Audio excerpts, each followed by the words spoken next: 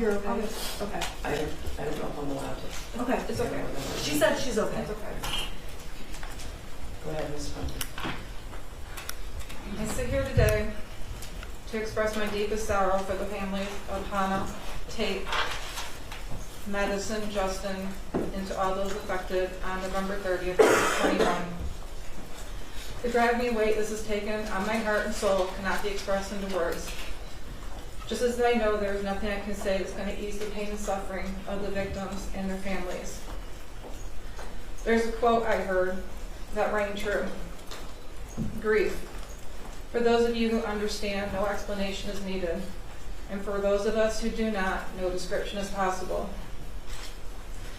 I've taken countless nights of lament over the anguish and shame I carry, knowing what my son did, the harm he caused to innocent lives, the families, and to the entire Oxford community. I pray all the victims are the embodiment of God's mercy and peace, and that He heals your broken spirits. When I was on the stand, I was asked if I would have done anything different. I was horrified to learn my answer I would not have was completely misunderstood. That answer is true because my son did seem so normal. I didn't have a reason to do anything different. This was not something I foresaw. That was the intention of my answer and how I interpreted the question. With the benefit of hindsight and the information I have now, my answer would be drastically different. If I even thought my son could be capable of crimes like these, things would have absolutely been different. Even worse, when I learned during the police investigation that he had been planning a school shooting before November 30th. He was not the son I woke up. He was not the son I knew when I woke up on November 30th. The Ethan I knew was a good, quiet kid. He loved his pets, family vacations. My husband and I used to say we had the perfect kid. I truly believed that, and that's who I saw and thought I knew. As the details started emerging during discovery, I was horrified to learn concerning behaviors my son was reported doing at school. Refusing to take a makeup test he told us he took. Sleeping in class. Drawing pictures of guns on his assignments. Writing, quote, "My family is a mistake." Watching a video in class of a mass shooting that fatal day, along with internal communications that took place between his teachers and counselor, Mr. Hopkins. That he is, quote, "on my radar," and, quote, "he seems to be having a rough time," was never disclosed to us, his parents. The school claimed this was not abnormal behavior because of the pandemic and Oxford being a, quote, "gun community." To say I was furious to learn this information is an understatement. This is not normal behavior to us and very different than what Ethan led us to believe was happening at school. Not only were we left in the dark about previous concerning behavior, but in the counselor's office that morning, none of those previous issues were brought to our attention. I can't stop thinking, had they have been, the conversation that morning would have been much different. That we would have taken a deep dive into what's really been going on with my son. I wonder if Hopkins and EJAC have those same regrets too. Instead, we were led to believe, not only from Hopkins and EJAC, but from Ethan as well, that this was an isolated event. We felt confident in trusting the professional's advice to let him stay in school that day. Quote, he does not pose a threat to himself or others. It was suggested that him being around peers would probably be good. We agreed. We were never asked to take him home that day. If that was discussed as the best course of action, we would have obliged.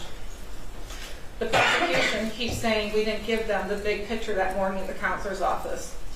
But what they failed to acknowledge is the bigger picture the school did not give us. I'm not the same person I was prior to November 30th, 2021.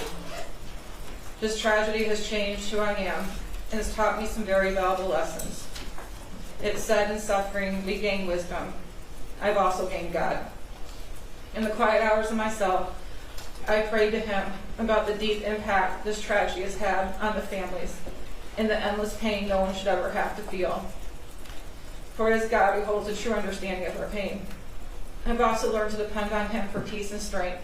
Alone, I'm not strong enough. I've learned that we cannot tell or predict what will happen to us in this life. One day you wake up and everything can change. We can, however, decide what happens in us, how we take it, what we do with it. And that's what really matters in the end. That's the test of living, is how we take the unimaginable, the tragedies, the raw hardships, and make them a thing of worth and beauty. I've also learned to never think this could not happen to you, and stereotype that bad kids come from bad parents. The prosecution has tried to mold us into the type of parents society wants to believe are so horrible, only a school or mass shooter could be bred from. This is a very trivial assumption to have. We were good parents. We were the average family.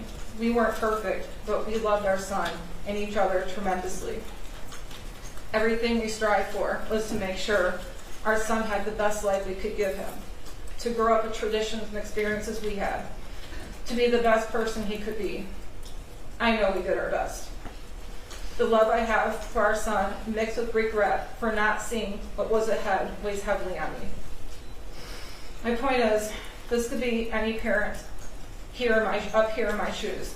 Ethan could be your child, could be your grandchild, your niece, your nephew, your brother, your sister. Your child can make a fatal decision, not just with the gun, but a knife, a vehicle, intentionally or unintentionally. If there's anything the general public can take away from this, is that this could happen to you too. The tragedy has taught me the true meaning of unconditional love, as I watch my parents still love and care for me wholeheartedly, no matter what has happened. If there's nothing else I can do right in life, I do still love my son unconditionally, and perhaps that is my purpose. Your Honor, I don't envy the decision you have to make today. I understand this is a novel case, and punishment expectations are high, not just from the prosecution, but from all those affected as well. The heartbreaking journey these families have endured. Hang on, I have to back up. I missed my most important.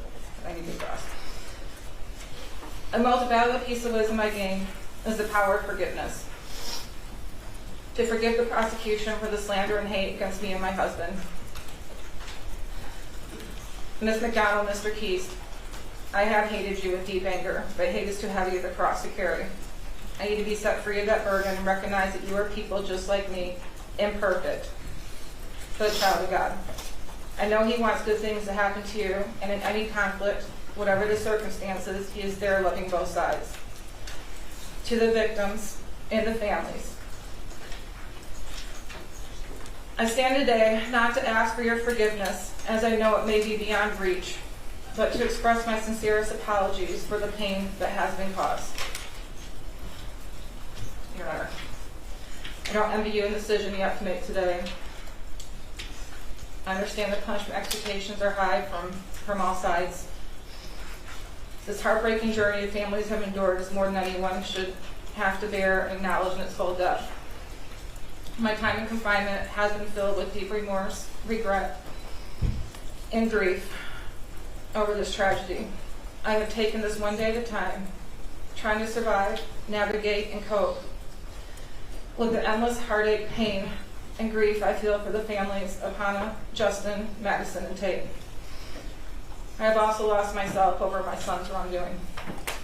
I have been shredded by the public opinion of me, shamed as a horrible parent, pained to be a terrible person. But the worst hell I carry is my own self-judgment, remorse, and deep regret. I've been criticized I don't show emotion. I'm unsympathetic. I don't cry enough. But alone I grieve. And if you were to look into me internally, you'd find I've died on the inside. I will be in my own internal prison for the rest of my life. Your Honor, I ask you to take consideration that I have been locked in a cell 23 hours a day, essentially in solitary confinement, for over 28 months, and that the court finds a fair and just sentence for me. Thank you.